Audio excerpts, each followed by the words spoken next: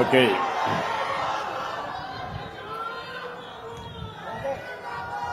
గౌరవనీయులు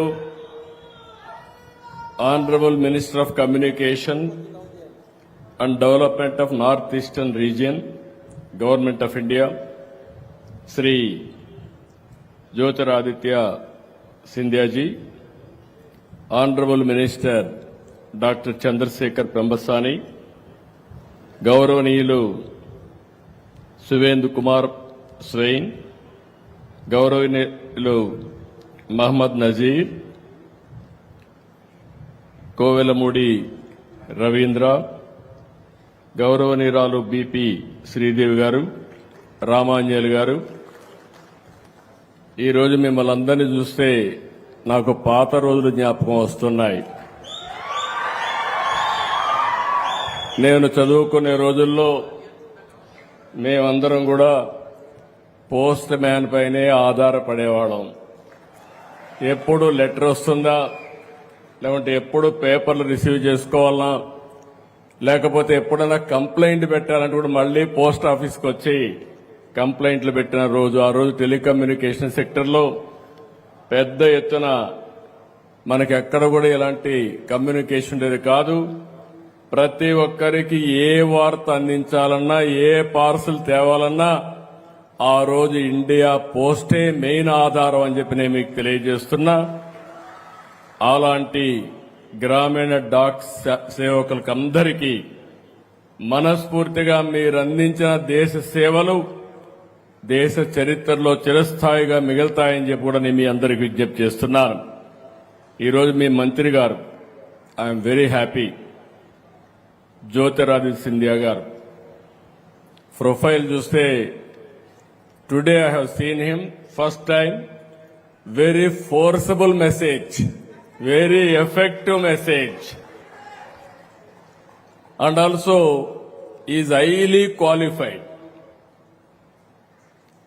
He had a high school graduation education Doon School, then he went to Stanford, from there Harvard. Generally anybody will go to Harvard one degree, that is big degree. If anybody will go to Stanford, that is also big degree. Both Stanford and Harvard graduation, only one man got it, that is your minister, Jyotiraditya.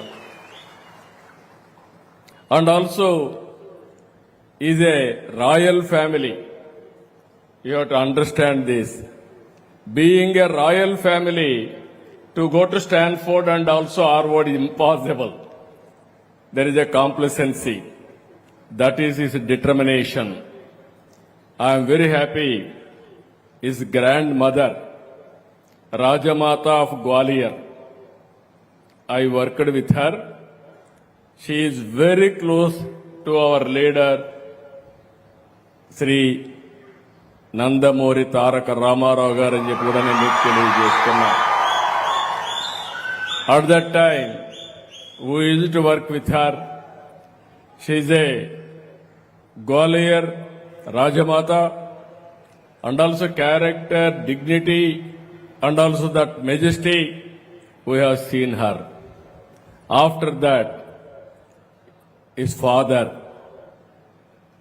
Madhavrao Scindia, I had a good occasion with him.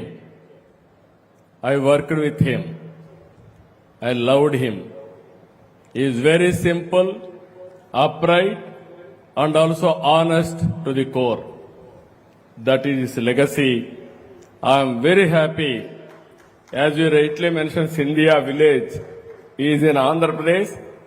Now it is part of Visakhapatnam city itself. Just now my people shown me that village. It is part of Gajuvaka. There is a road also, Gajuvaka to Scindia Road, and also there is a hospital. I am very happy. Very soon my friend will go there and visit that road and travel in that road. That is your legacy. Your forefathers has given for you, and also they contribute for Andhra Pradesh. if you see all these things, today there is a little short time for me. Again, he has to go to Delhi by evening 9 p.m. ఈ రోజు మిమ్మల్ని అందరినీ చూసిన తర్వాత నాకు ఎక్కడ లేనటువంటి ఒక నమ్మకం వచ్చింది. టెక్నాలజీ ఎంత పెరిగినా నేను టెక్నాలజీని ఎప్పుడు ప్రమోట్ చేస్తానే ఉంటాను. ఒకప్పుడు ఐటీని ప్రమోట్ చేశాం. ఈ రోజు హైదరాబాద్ నగరాన్ని మీరు చూస్తే దేశంలోనే most liveable city, highest per capita income కు చిరునామా ఏదంటే తెలంగాణగా తయారైందంటే అది ఆ రోజు వేసిన ఫౌండేషనే సమైక్య ఆంధ్రప్రదేశ్ లో.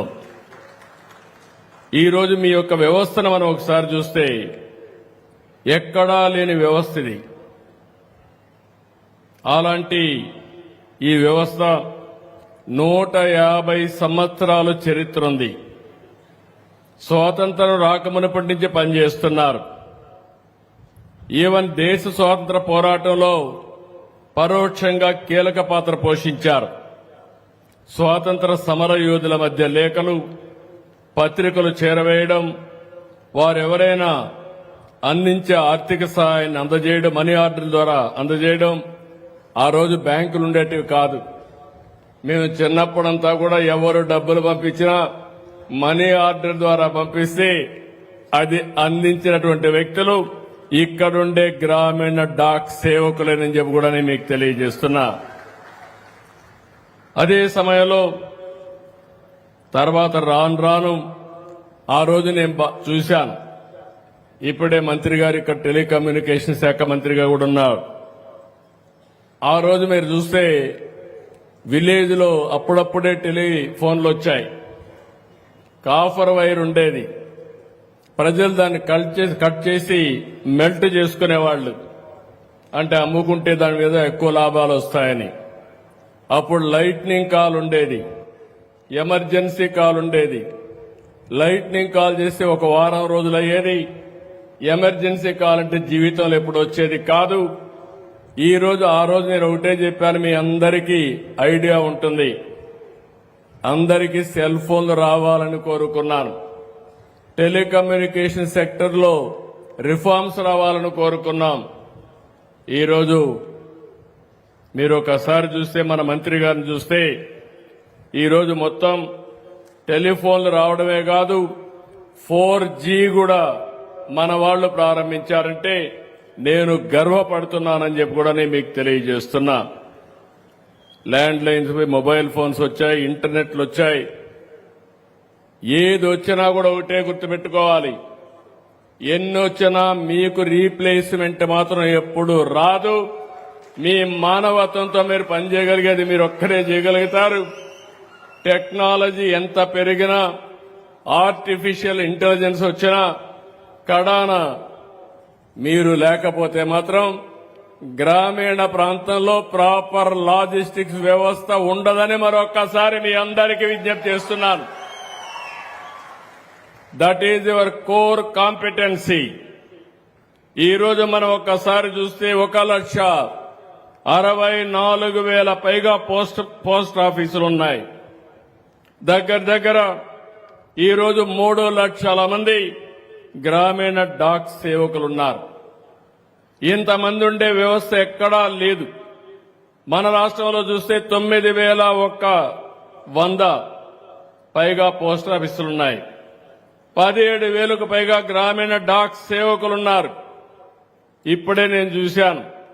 నేను సూపర్ 6 పెడితే ఈరోజు సూపర్ 6 సూపర్ హిట్ అయిందంటే దానికి కారణం మీరు.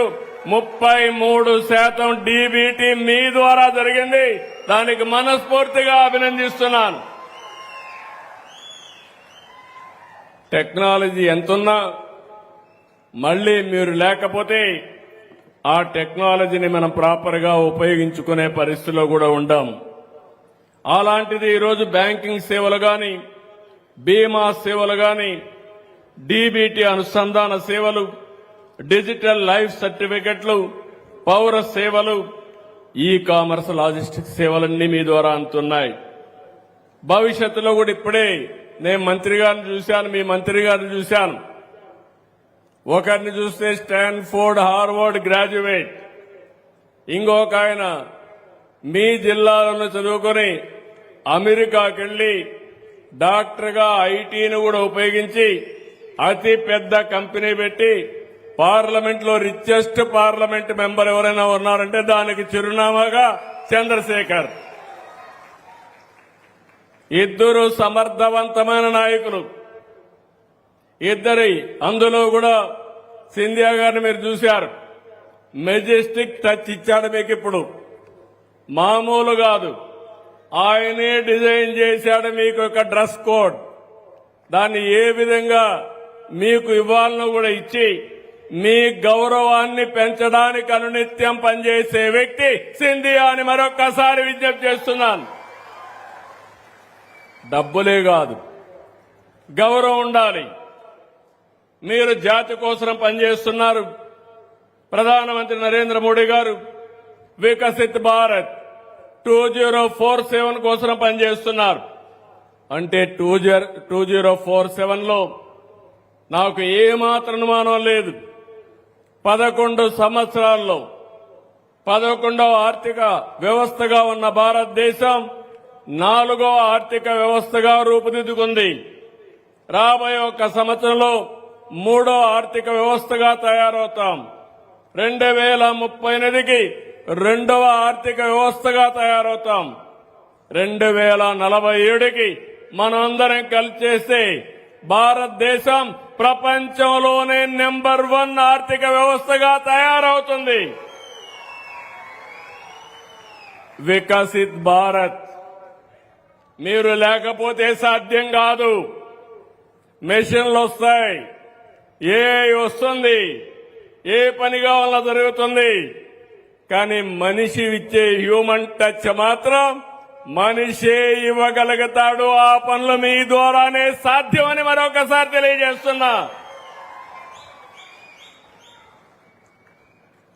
కన్యాకుమారి నుంచి కాశ్మీర్ వరకు ఏదైనా ఒక పార్సల్ పోవాలంటే అది మీ వల్లనే సాధ్యం. ఇలాంటి వ్యవస్థకి ఒక విజన్ ఇచ్చి అదే సమయంలో మిమ్మల్ని అందరినీ గాని గైడ్ చేయగలిగితే వండర్స్ చేసే శక్తి సామర్థ్యం మీకుంది. ఈ రోజే మంత్రి గారు ఒక మాట చెప్పారు. నేను ప్రపంచం అంతా కూడా పంపిస్తున్నాను ఎక్స్పర్ట్స్ అందరినీ. వాళ్ళు మొత్తం స్టడీ చేస్తారు. వాళ్ళల్లో వచ్చిన మార్పులు చూసుకుని దానికంటే మెరుగైన వ్యవస్థను రూపకల్పన చేస్తానని మీ అందరికీ హామీ ఇచ్చాడు. ఇప్పుడే ఎలక్ట్రికల్ సైకిల్ కూడా మాట్లాడాడు. I'm very happy. If you have to provide for every our people గ్రామీణ dock Sevak 1 electrical cycle with green energy, no pollution. If you do that, then they will cover very comfortably in the villages. Even sometimes they need exercise, they will ride the cycle. Whenever they are tired, they can drive the cycle and move forward. Even carrying parcels, all these things, it is very, very easy. For that, what I am requesting our Honorable Minister, make Andhra Pradesh the proof of concept as a model project. All 17,000 people you provide 1 cycle, you will see the productivity within no time. ఇవన్నీ కూడా మనం చేసి ముందుకు పోవాల్సిన అవసరం ఉంది. నేను ఒకటే మిమ్మల్ని అందరి విజ్ఞప్తి చేస్తున్నా. ఈరోజు బోలెడన్ని అవకాశాలున్నాయి. నేను ఇప్పుడే చూశాను ఎంత ఫ్లూయెంట్ గా హిందీ మాట్లాడుతున్నారు, ఇంగ్లీష్ మాట్లాడుతున్నారు. బాగా చదువుకున్న వాళ్ళు కూడా గ్రామంలో ఉండి ప్రజలకు సేవ చేస్తూ మీ ప్రాంతాన్ని అభివృద్ధి చేయొచ్చని ఇండియా పోస్ట్ సర్వీస్ లో చేరారు. దానికి మిమ్మల్ని అందరినీ మనస్ఫూర్తిగా అభినందిస్తున్నాను. ఈరోజు ఇంకొక విషయం కూడా మనం మాట్లాడుకోవాలి. ఈ రోజు ఉత్తమ సేవలు అందించే మిమ్మల్ని అందరినీ మనస్ఫూర్తిగా అభినందిస్తూ ఈ రోజు రాష్ట్రంలో కూడా డబల్ ఇంజన్ సర్కార్ ఉంది. ఈ రోజు మీరు చూస్తే డబుల్ స్పీడ్ తో ముందుకు పోతున్నాం. 20 నెలల్లో సంక్షేమ కార్యక్రమాలు చేశాం. అభివృద్ధి కార్యక్రమాలు సూపర్ స్పీడ్ తో ముందుకు పోతున్నాం. సుపరిపాలనకు నాంది పలికాం. ఈ రోజు ఎవ్వరు కూడా ఏ ఆఫీసుకు పోయే పని లేదు. సర్టిఫికెట్లు గాని ఏ పని కావాలన్నా వాట్సాప్ గవర్నెన్స్ లో మన మిత్ర ద్వారా ఇస్తున్నాం. ఇవన్నీ కూడా సర్వీసులు వస్తాయి. కానీ ఏదైనా నేరుగా చేరేయాలంటే దానికి పేర్లలుగా ఈరోజు గ్రామ డాక్ సేవకులే మార్గం అని చెప్పి కూడా నేను మీకు తెలియజేస్తున్నా. నేను మంత్రులు ఇద్దరిని కూడా రిక్వెస్ట్ చేస్తున్నాను. మీరు డ్రైవ్ చేయండి.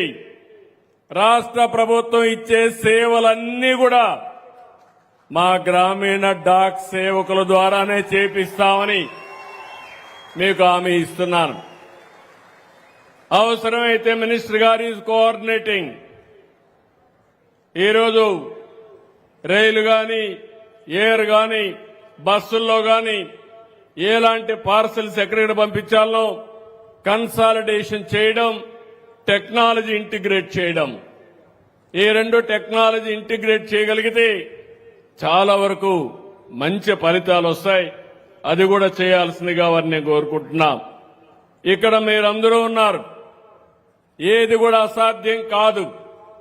అతి శక్తివంతమైన ఆర్గనైజేషన్ ఇండియా పోస్ట్ ఈ రోజు మీకు సరి అయిన గైడెన్స్ ఇచ్చి సరైన ప్రోత్సాహం ఇస్తే రాబోయే రోజుల్లో వికసిత్ భారత్ కి స్వర్ణాంధ్రప్రదేశ్ కి వెన్నెముకగా మీరుంటారని చెప్పి మరొక్కసారి విజ్ఞప్తి చేస్తున్నా. 20 నెలల్లో మీరు చూశారు కీలకమైన అమరావతి. మొన్నటి వరకు శ్మశానం అన్నారు, ఎడారన్నారు. ఇప్పుడు హామీ ఇస్తున్నా దేవతల రాజధాని అమరావతి, ప్రజా రాజధాని అమరావతి, ప్రపంచం మెచ్చే రాజధాని అమరావతి. పోలవరం గోదావరిలో కలిపేశారు. ఈ రోజు మీరందరూ చూశారు పోలవరాన్ని పూర్తి చేసి నదుల అనుసంధానం చేసి ప్రతి ఒక్క ఎకరాకు నీళ్లు ఇస్తాం. 2027 గోదావరి పుష్కరాల కంటే ముందు పోలవరాన్ని పూర్తి చేసి జాతికి అంకితం చేసే బాధ్యత ఈ ప్రభుత్వానిది. విశాఖపట్నం స్టీల్ ప్లాంట్ మొన్నే మీరు చూశారు. విశాఖపట్నం స్టీల్ ప్లాంట్ అమ్మేసే పరిస్థితికి వస్తే, ప్రైవేట్ పరం చేసే పరిస్థితికి వస్తే ఎన్పీఏ అయితే కేంద్ర సహకారంతో ఈ రోజు రివైవ్ చేయడమే కాకుండా లాభాల బాటలో పోతా ఉందంటే ఈ నెలలో 54 కోట్ల రూపాయల ప్రాఫిట్ కూడా వచ్చిందంటే అది అటు కేంద్రం ఇటు రాష్ట్రం చేసే సుపరిపాలన అని చెప్పి కూడా నేను మీకు తెలియజేస్తున్నా. ఇలాంటివి చాలా చేశాం. నేను ఒకటే ఈ కొండే మీరందరూ గుర్తుపెట్టుకోవాలి. కేంద్రం చేసే మంచి పనుల్ని ప్రజల్లోకి తీసుకెళ్లాలి. రాష్ట్రం చేసే మంచి పనులు మన ప్రజల్లోకి తీసుకెళ్లాలి. ఈ దేశాన్ని ఒక గొప్ప దేశంగా తయారు చేయాలంటే, ఆ యాంగిల్లో నిర్మాణం జరగాలంటే అది మన చేతుల్లోనే ఉందని చెప్పి కూడా నేను మీకు తెలియజేస్తున్నా. మొన్న నేను ఢిల్లీకి వెళ్ళాను. చూశాను, సదస్సు చూశాను. 80 దేశాలు వచ్చాయి. 80 దేశాలు వచ్చి మనం చేసే అప్లికేషన్లు చూసి ఆశ్చర్యపోయారు. ఒక వ్యవసాయ రంగంలో, లేకపోతే ఒక ఆరోగ్య రంగంలో, ఒక లైవ్ స్టాక్ లో ఇలాంటి అనేక నూతనమైన ఆవిష్కరణలు మనం ఇచ్చేశాం. అది చూసిన తర్వాత మొత్తం ప్రపంచంలో ఉండే అధినేతలే కాకుండా మొత్తం కార్పొరేట్ సెక్టర్ కూడా మన దగ్గర నేర్చుకునే పరిస్థితికి వచ్చారు. సాక్షాత్తు ప్రధానమంత్రి గారు నరేంద్ర మోడీ గారి ఆధ్వర్యంలో ఏఐ కాన్ఫరెన్స్ చేశారు.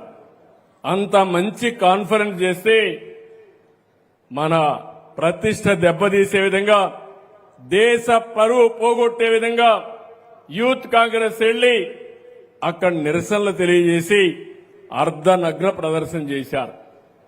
అంటే వీళ్ళకి ఏ అంటే తెలియదు, టెక్నాలజీ అంటే తెలియదు, భారతదేశం యొక్క ప్రాముఖ్యత తెలియకుండా ప్రపంచం మెచ్చుకునే పాలన జరుగుతూ ఉంటే దాన్ని అడ్డుకునే ప్రయత్నం, ఇమేజ్ దెబ్బతినే ప్రయత్నం, బ్రాండ్ దెబ్బతీసే ప్రయత్నం మంచిది కాదని కూడా మీకు తెలియజేస్తున్నా. ఎందుకంటే ఇండియా పోస్ట్ తరపున మీరున్నారు, మీకు ఒక అవగాహన ఉంది. మీరు మంచిని గాని చెప్పగలిగితే ఇలాంటి చెడు ప్రవర్తనల్ని ఖండించవలసిన బాధ్యత కూడా మనందరిపైన ఉందని చెప్పి కూడా నేను మీకు తెలియజేస్తున్నా. ఏదేమైనా ఫైనల్ గా నేను మీ అందరికీ ఒకటే విజ్ఞప్తి చేస్తున్నా, మీ సేవల్ని రాష్ట్ర ప్రభుత్వం సమర్థవంతంగా ఉపయోగించుకుంటాం, కేంద్ర ప్రభుత్వం కూడా అదే విధంగా ఉపయోగించుకుని భారతదేశంలో ఒక పటిష్టమైన లాజిస్టిక్ వ్యవస్థగా ఈ యొక్క గ్రామీణ సడక్ సేవకుల్ని తయారు చేయాల్సిందిగా మరొక్కసారి కోరుకుంటూ, వండర్ఫుల్ ఎక్స్పీరియన్స్. మీ వాళ్ళని చూశాను, మీరు మాట్లాడుతూ ఉంటే ఎంత ప్రైడ్గా మాట్లాడారంటే, ఎంత ఆత్మవిశ్వాసంగా ఉన్నారంటే, ఎస్ మేము కూడా చేయగలుగుతామనే ఆత్మవిశ్వాసంతో ముందుకు పోతున్నారు. దానికి మిమ్మల్ని అందరినీ అభినందిస్తూ మరొక్కసారి అందరికి కూడా మనస్ఫూర్తిగా ధన్యవాదాలు. ఎవరు చేయలేని పని మీరు చేస్తున్నారు. ఎంతో మంది ఐటీ ప్రొఫెషనల్స్ వచ్చారు, ప్రపంచమంతా వెళ్లారు. మీరు పుట్టిన గ్రామంలోనే మీరుండి ప్రజలకు మెరుగైన సేవలు అందించి వాళ్ళ జీవన ప్రమాణాలు పెంచడానికి మీరు ప్రయత్నం చేస్తున్నారు. అలాంటి మీ అందరికీ మరొక్కసారి పేరు పేరున మనస్ఫూర్తిగా నా నమస్కారాలు, ధన్యవాదాలు. థ్యాంక్ యూ అని అంటారు.